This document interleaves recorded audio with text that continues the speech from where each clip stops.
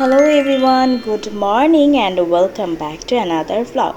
তো আজকে ঘুম থেকে উঠেই জানবাচের জন্য ড্রেস, হেয়ার ব্যান্ড সব কিছু একদম রেডি করে নিয়েছি, কারণ আজকে জানবাচের হাফ ইয়ারলি রেজাল্ট দিবে। জানবাচে ঘুম থেকে উঠে গেছে, টিভি দেখছে, আর আমি এদিকে আমার ব্রেকফাস্ট বানিয়ে নিব। তো আমি এখানে এই যে চিয়া সিডটা রাতেই ভিজিয়ে রেখেছিলাম অল্প পরিমাণে পানি দিয়ে, কারণ আমি আজকে এখন সকালবেলা চিয়া সিডের পুডিং খাবো। তো চিয়া সিডের পুডিংটা বানানো একদম ইজি, আর চিয়া সিডের পুডিংটা কিন্তু অনেক বেশি মজা। সো এই যে আমি যে ভিজিয়ে রেখেছিলাম চিয়া সিডটা, এখন এইটার মধ্যে আমি টক দইটা অ্যাড করে দিব। সো এই তো আমি টক দই অ্যাড করে দিচ্ছি। সো এখন আমি ভালো করে চিয়া সিড আর টক দইটা মিক্সড করে নেব। সো এই যে আমার চিয়া সিড আর টক দই কিন্তু মিক্সড করা হয়ে গেছে। এখন আমি যেটা অ্যাড করব সেটা হচ্ছে ম্যাঙ্গো। এখন যেহেতু ম্যাঙ্গোর সিজন, সো আপনারা ম্যাঙ্গো ইউজ করতে পারেন, বা চাইলে কিন্তু আপনারা কলা ইউজ করতে পারেন, বা যে কোনো টাইপের ফ্রুটস অ্যাড করতে পারেন। ম্যাঙ্গোটাই অ্যাড করব। আর আমি কিন্তু একটা ম্যাঙ্গো পুরাটা নিইনি, যেহেতু একটু বড় তাই আমি হাফটা নিয়েছি। সো ম্যাঙ্গোটা অ্যাড করে দিচ্ছি। আমার কাছে ম্যাঙ্গো দিয়েই আসলে এই চিয়া সিডের পুডিংটা খেতে অনেক বেশি মজা লাগে। কলা দিয়েও ভালো লাগে, কিন্তু ম্যাঙ্গো দিয়ে বেশি মজা হয়।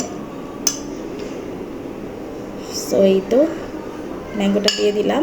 এখন এই যে ম্যাঙ্গো আর চিয়া সিড, টক দই সব একসাথে মিক্সড করে নিব। মিক্সড করে নিলেই হয়ে যাবে আমার চিয়া সিডের পুডিং রেডি।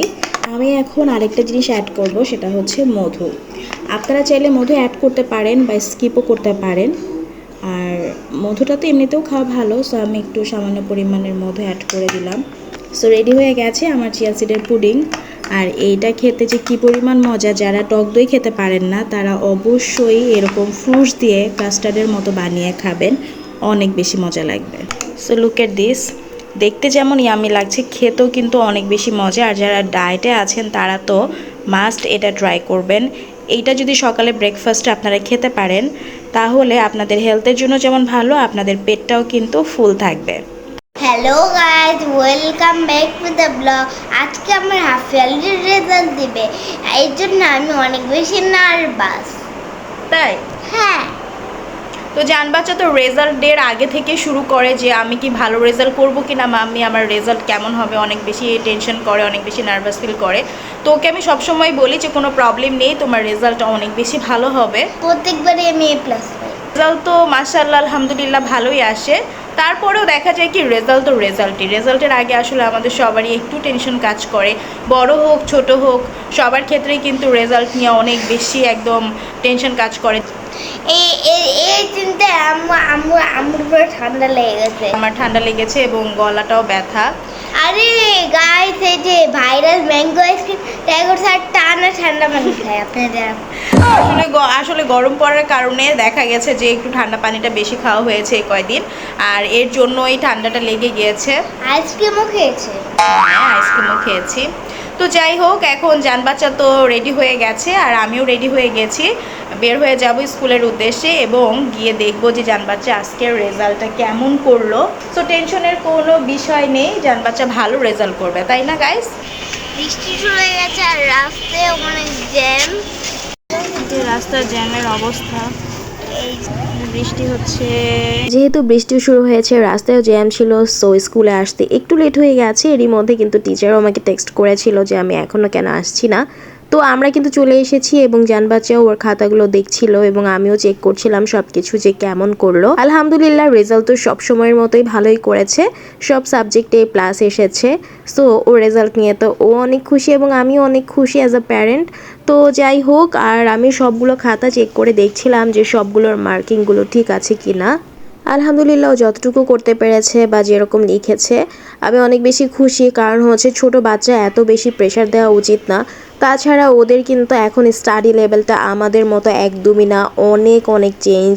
আর ওরা এখনই যা শিখছে আমরা কিন্তু এই সময়ে তার অর্ধেকটা হয়তো বা শিখিনি। তো টিচারকে ও খাতা দেখাচ্ছিল, ওর অ্যারাবিক টিচারের সাথে গল্প করছিল, আর অ্যারাবিক টিচার ওর খাতা দেখছিল। আর এই তো তাওয়া, ফুয়ারদা সবাই খাতা দেখছে।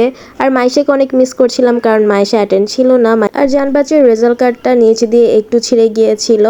আর এই যে এখানে তাওয়াফও ছবি তুলে নিচ্ছে। তুমি যাও ওর সাথে দাঁড়াও, যাও ওর পাশে যাও। হ্যাঁ হ্যাঁ তার পাশে দাঁড়াচ্ছি। হ্যাঁ দুজন এইভাবে শো করো, দেখাও ইয়ে। তো বাচ্চারা তো খুশি করে দিয়েছে মামিদেরকে, তো ভাবলাম যে তাহলে বাচ্চাদেরকেও একটু খুশি করানো যাক। এর জন্য ওদেরকে নিয়ে রেজাল্ট কার্ড দেখার পরে চলে গিয়েছিলাম একটু টেস্ট। স্ট্রবেরিটা খাবে? Strawberry please. অন্যটা খাও, এই যে নো নো নো প্লিজ, আমার ফেভারিট কেক। ওকে ওকে আমার ফেভারিট কেকটা। ঠিক আছে। আমি স্ট্রবেরি কেক। আর আমার টেস্টি ট্রিটেতে এমন কোনো স্ন্যাক্স আইটেম ভালো লাগেনি, তাই আজ ওতে চলে গিয়েছিলাম। এটা আমার সার্ভে। সমোচা নিয়ে এসেছি, আর আজ ওর সমোচাটা অনেক মজা। তুই আসতেছিস না?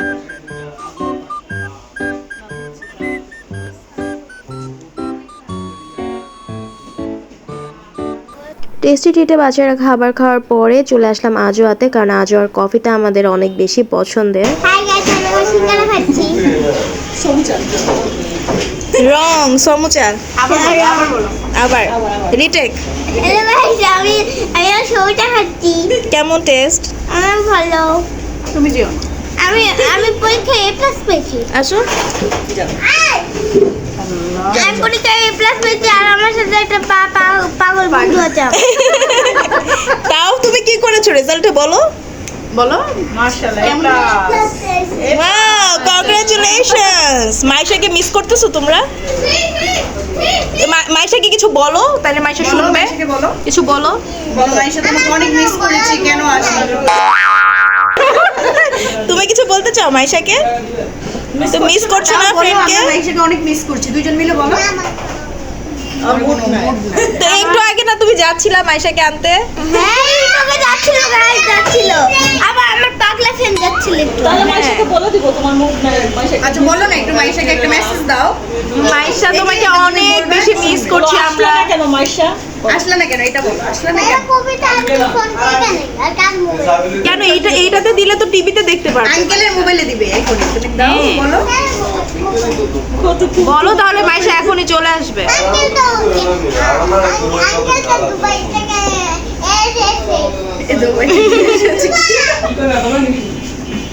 বাচ্চারা তো সময়টা বেশ এনজয় করছিল, অনেক ভালো সময় কাটছিল, সেই সাথে আমরাও কিন্তু অনেক এনজয় করছিলাম, অনেক গল্প করছিলাম। বাচ্চাদেরকে শুধু স্টাডি কেন, যে কোনো কিছুতেই যদি বেশি প্রেশারাইজড করা হয় তাহলে কিন্তু সেই জিনিসটা থেকে ওদের ইন্টারেস্ট অনেকটাই কমে যায়। হয়তোবা ওরা এখন সিরিয়াসনেস দেখাবে, কিন্তু সেই জিনিসটার প্রতি ওদের ভয় ভীতি চলে আসবে, আর ওদের আকর্ষণও কমে যাবে। আজকে ওদের জন্য একটা স্পেশাল ডে, এটা ফিল করানোর জন্যই কিন্তু ওদেরকে নিয়ে বাইরে আসা।